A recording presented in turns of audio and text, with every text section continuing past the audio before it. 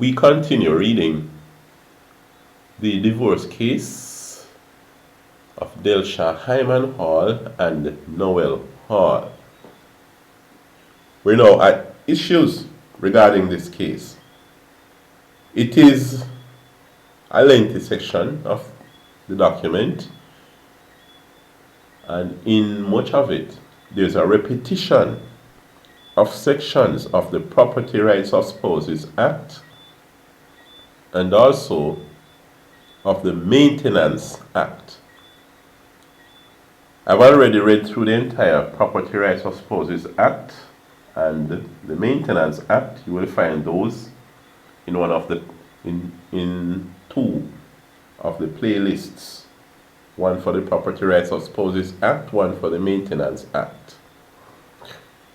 Instead, we will highlight sections of the document dealing with the issues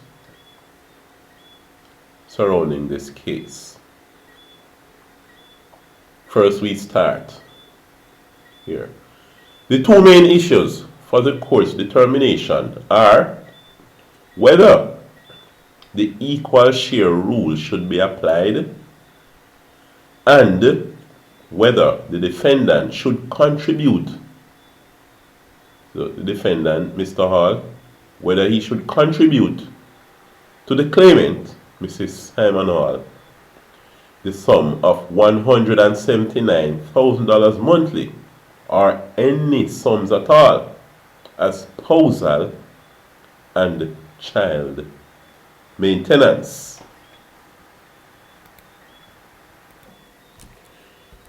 Here we see part of the Property Rights of Spouses Act. I will read the parts in bold on the decree. So, subject to subsection 2 of this section and section 7 and 10, each spouse shall be entitled to 1/2 share of the family home, A, on the grant of a decree of dissolution of a marriage or the termination of cohabitation. Those occurred within this case. C says, where a husband and wife have separated and there is no likelihood of reconciliation. Okay, so we're clearly looking at those two things. The decree of nullity has not yet, at this time, at that particular time, been granted. So, these are sections, other sections.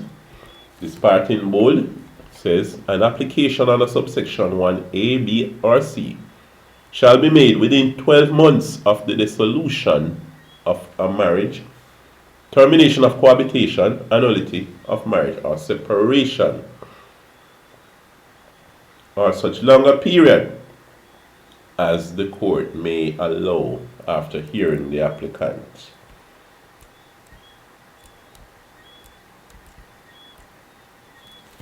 Now, here we look at the fact that the marriage, in the opinion of the court, was of short duration. The parties were married on the 24th of November 2018, and on the claimant's case, they separated 4 months and 7 days later. That is on the 1st of April 2019. The defendant said he moved out of the master bedroom even before that.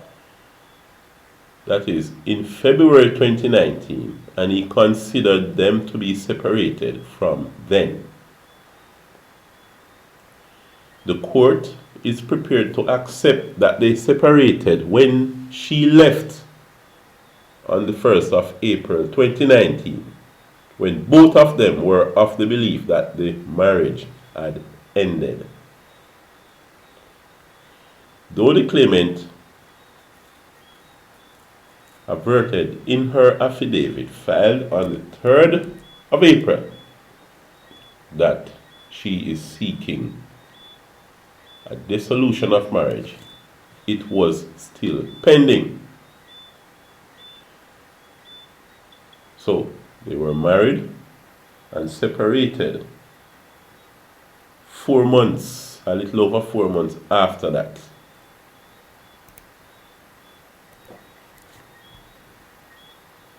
We fast forward here in bold. The family home was already owned by one spouse at the time of marriage. That's provided for as one condition under which the equal share rule can be modified.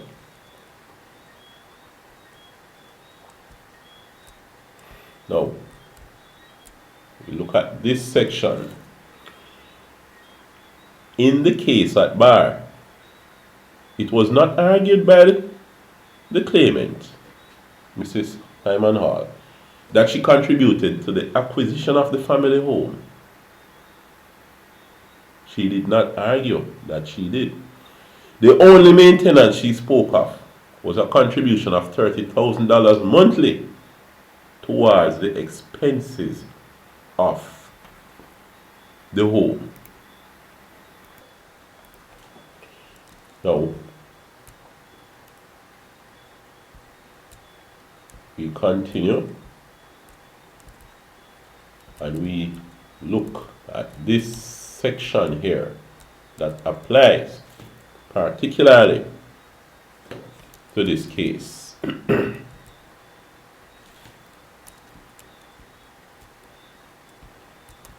The parties lived in the disputed premises for an extremely short duration, a bit over 4 months. The husband said, and this was not contested, that he moved out of the master bedroom on February 2019, just 3 months into the marriage. They both agreed that the marriage was not good, and it appeared from the evidence that very soon after the wedding, the problems started.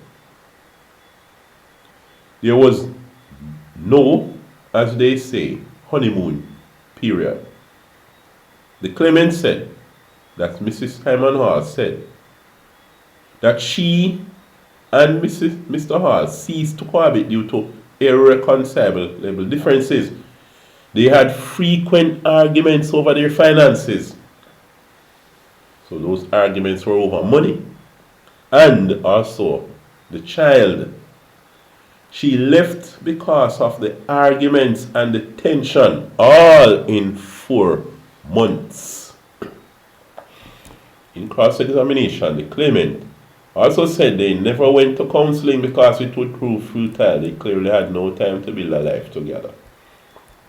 Additionally, she said that she contributed $30,000 to the expenses of the home, but substantially it was the defendant, Mr. Hall, who bore the financial burden of the family.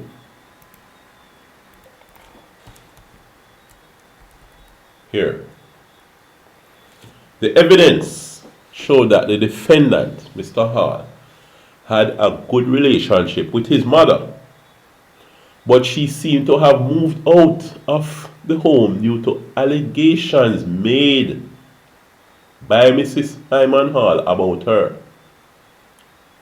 The defendant said it was this that led him to leave the matrimonial bedroom. Both parties were co-owners of other properties. That's Mr. Hall and his mother who were co-owners of other properties and had possession of the premises. Given the circumstances outlined above, it would not be just or reasonable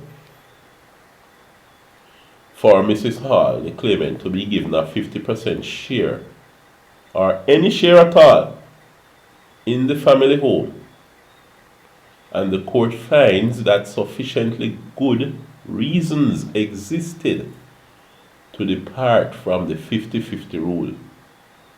The court therefore finds that Mr. Hall is entitled to 100% share in the family home.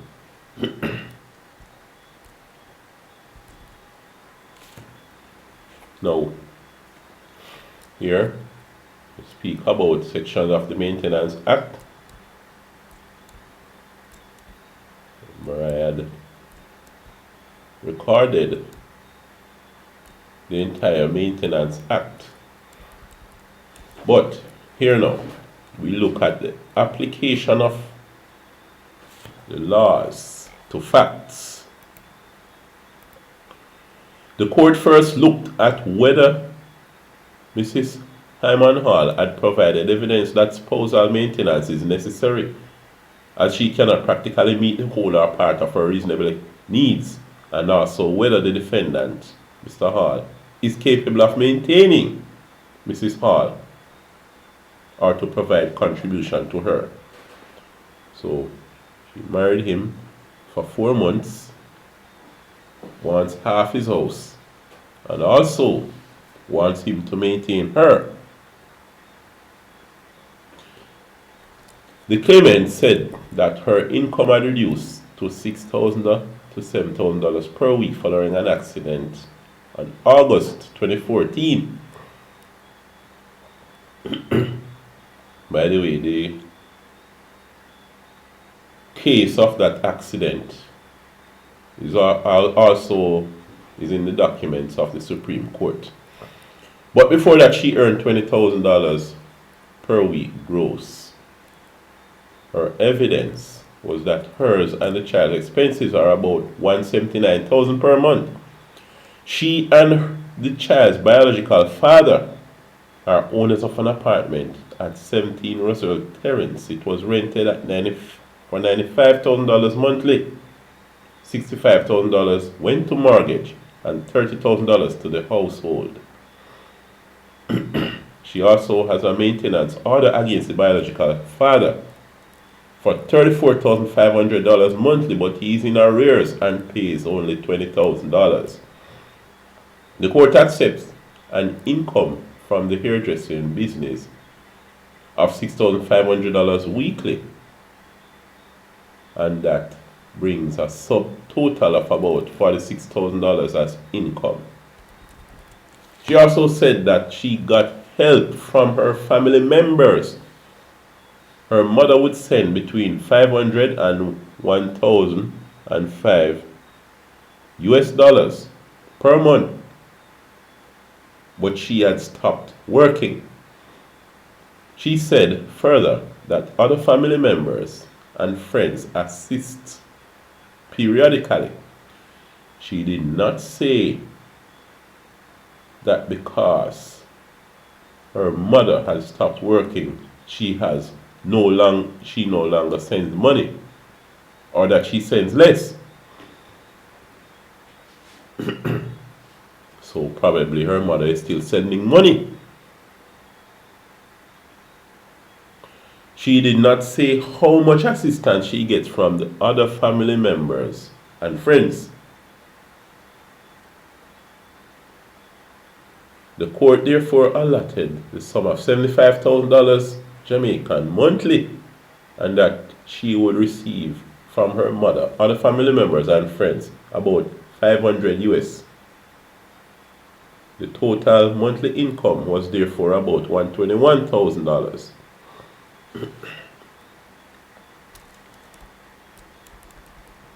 However, morally and legally, she's the one who should be maintaining her mother. And I would expect her mother to be sending money to put in a bank account to save for her pension, her own pension, and her twilight years. Well, anyway. However, some of the expenses listed are high and the court did not find them to be reasonable. The claimant would have to make a conscious effort to reduce them. So let's see what these expenses were. Some of the expenses the court found reasonable were School fees for the child being $42,000 per month. I wonder which school that is. This is clearly unaffordable. The claimant may have to consider at an appropriate time to move the child to somewhere more cost effective. The court would accept $25,000 monthly as being reasonable. Supermarket bill, $45,000 per month. This can be reduced, and the court believes a more reasonable figure for one adult and a young child would be $40,000 monthly, especially because she also goes to the wholesale. The security expenses may have to be reconsidered. So she's saying that she paid a security guard, or maybe as a contract with a security company. The security expenses may have to be reconsidered and given up. The courts find it unreasonable as she gives her address as apartment 5 Roswell Terrace. So she at least lives on premises with other apartments, and she clearly cannot afford it. She owns the mortgage premises with her ex-husband, so it is unreasonable that the mortgage payment of $65,000 or any of it should be paid by the defendant, Mr. Hall. The light bill of $20,000 can be reduced, given it's only 2 of them, so she and her little child alone in an apartment. She claims to be paying light bill of $20,000. Did she provide any documented evidence of that bill? The court didn't say, but the court would have said $10,000 to be more reasonable. Even that, I think, would be very, very high. Therefore, the court would accept as reasonable expenses the total monthly amount of, here it says $199,200. It appears that the addition of the amount submitted was incorrect. Clearly it is. And that there was a shortfall between her income and expenses of $78,200. As it relates to the defendant, whether the defendant, Mr. Hall, is capable of making a contribution, the court looks at the following. The defendant, Mr. Hall, did not provide any documentary evidence to support. No, the claimant, Mrs. Hyman Hall, did not provide any documentary evidence to support her allegations of how much Mr. Hall was earning.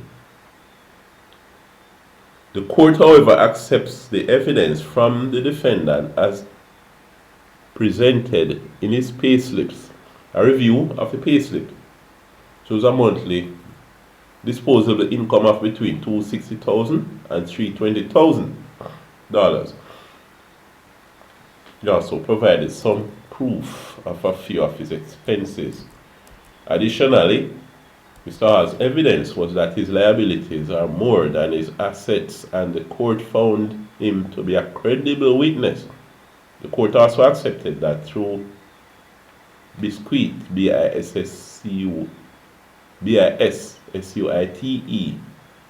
though Biscuit really remains on the company's office book, it is not operating, and he does not earn from it. Looking at the expenses submitted,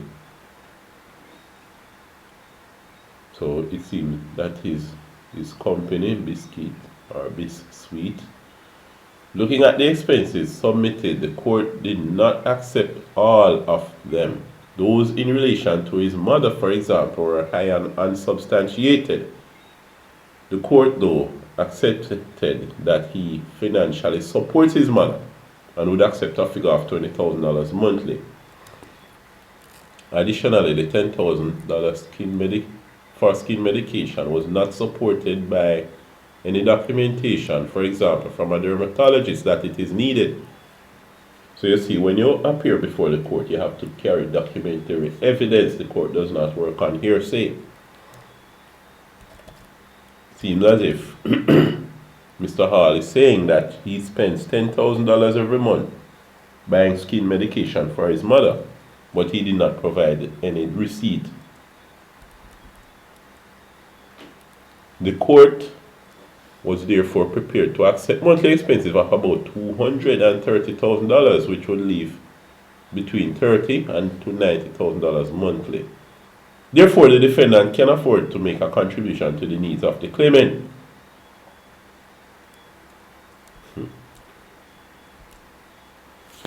However, looking at the relevant factors under the Maintenance Act, should the defendant, Mr. Hall, be asked to make a contribution to the maintenance of Mrs. Hall and or the child? If yes, for how much and how long? The evidence did not reveal that Mrs. Hall made any substantial contribution to the marriage, whether financial or non-financial. There was not much evidence of any responsibility she assumed during the marriage or cohabitation which would have impacted the defendant's earning capacity. The defendant's career was already established before their relationship began. We heard evidence that Mrs. Hall's cooking was not of Mrs. Hall's cooking, but not of any other domestic service performed by her or for the family. So you see, the court also looks, at household chores to say that because somebody performed household chores, it was contribution towards the house, and therefore you should pay them back. Convert it to money. So they consider household chores as contribution towards the house. She did say she contributed $30,000 towards the family expenses, but the bulk of the financial burden was on Mr. Hall.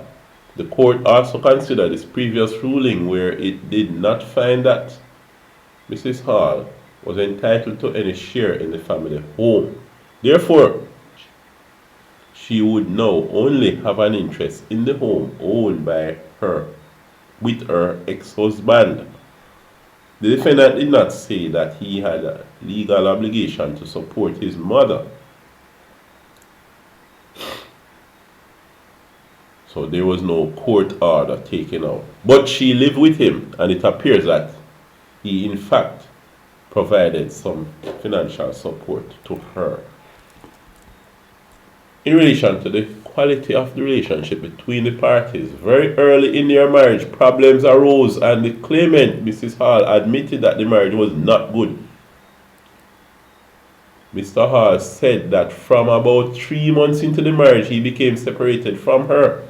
The court was not prepared to consider favorably any accustomed standard of living regarding the claimant, given the short duration of their cohabitation, and the marriage was not good. You see this section here, accustomed standard of living. What it says is that if you are someone of wealth and your spouse had become accustomed to a certain standard of living that you supported, then after they divorced you, you must continue to ensure that they continue to enjoy that standard of living, even though you both are divorced. Alright? So that's what the court is saying. So, given this position and length of time that the defendant had worked with his current company, he may be eligible for a pension, allowance, or benefit, but that evidence was not led. Now, we look at this section.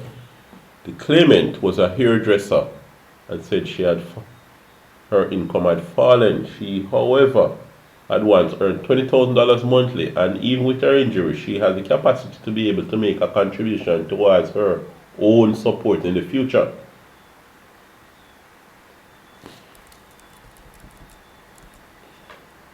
The court accepted Mr. Hall's liability are greater than his asset, but given his income and expenses, the court believed that he has the capacity to provide support.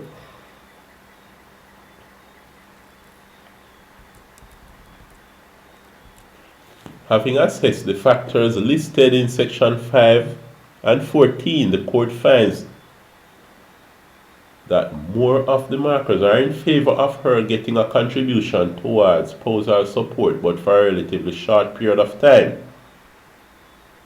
Bearing in mind that the expenses presented were not itemized separately for herself and the child, and that the court did not think it reasonable to ask the defendant to contribute to her mortgage, the court assessed that a contribution of $50,000 monthly is fair. This amount is also to assist Mrs. Hall to become able to contribute to her own support by enrolling in a training course. The court also believes that given the relevant factors highlighted above, the contribution should not be more than 12 months when whatever course she had enrolled in should be completed.